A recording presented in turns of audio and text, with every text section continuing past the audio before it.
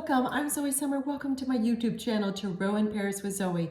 This is the May 6th through 13th, 2024 weekly tarot reading for the astrological sign of Taurus.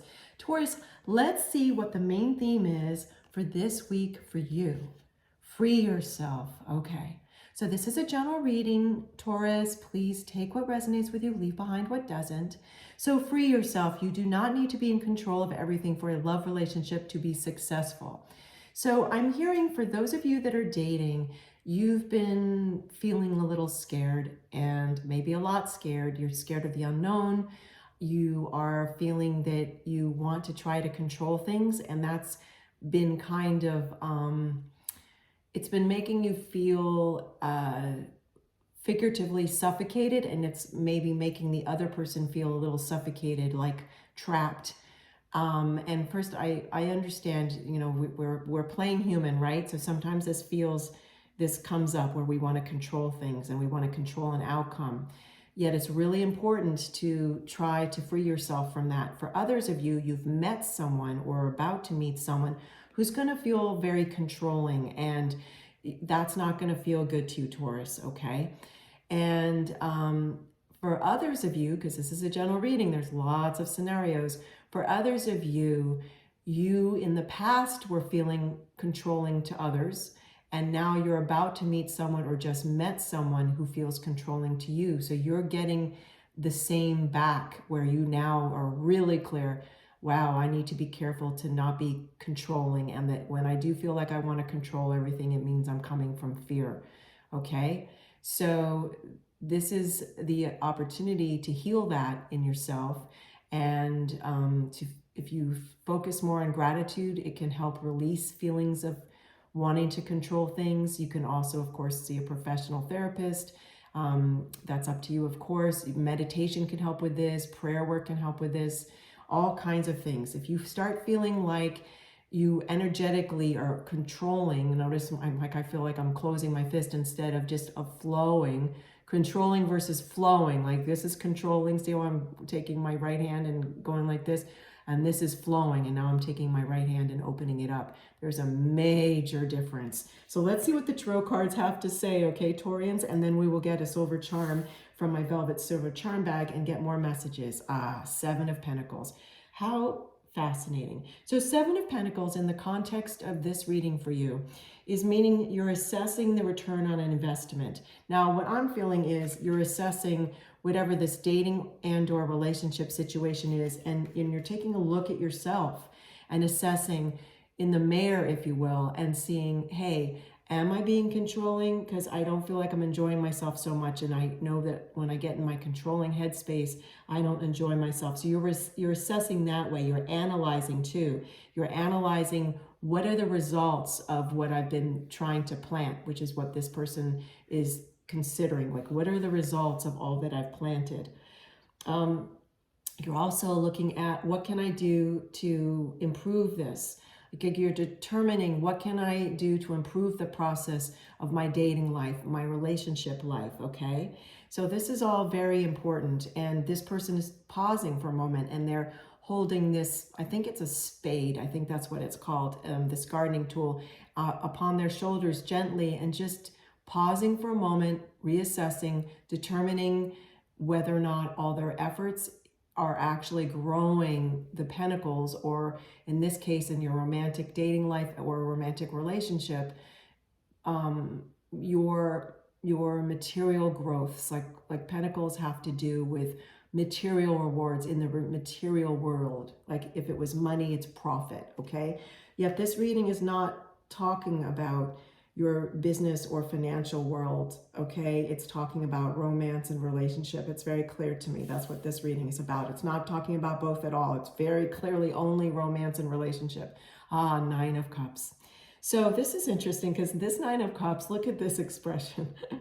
This is great because there's definitely going to be a silver lining to all of this, okay? This Nine of Cups is talking about you're feeling satisfied. Now you're feeling accomplished. You're feeling comfortable.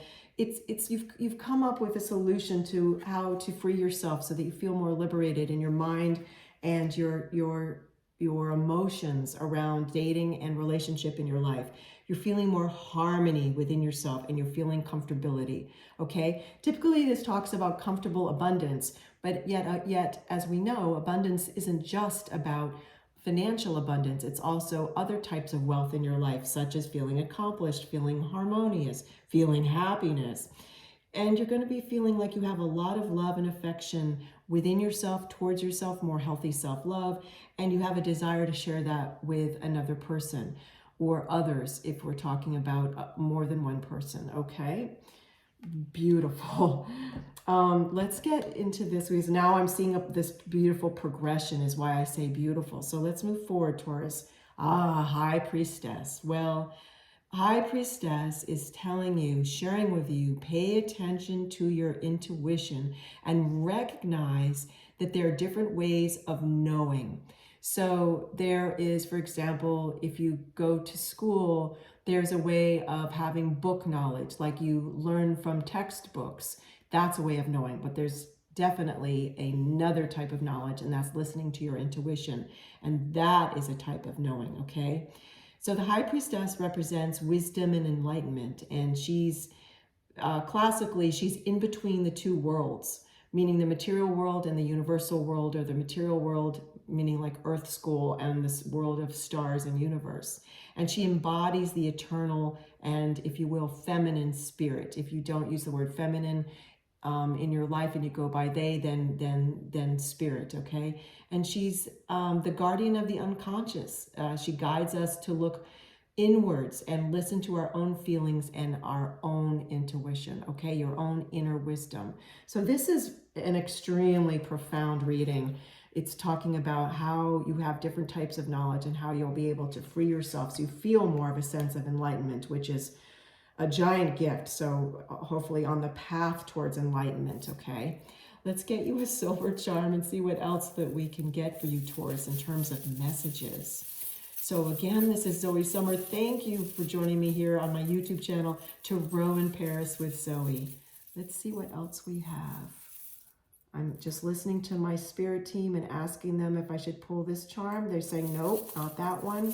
I had to wait. There was a little bit of a delay. What's interesting to me too, let me just set this down for a moment.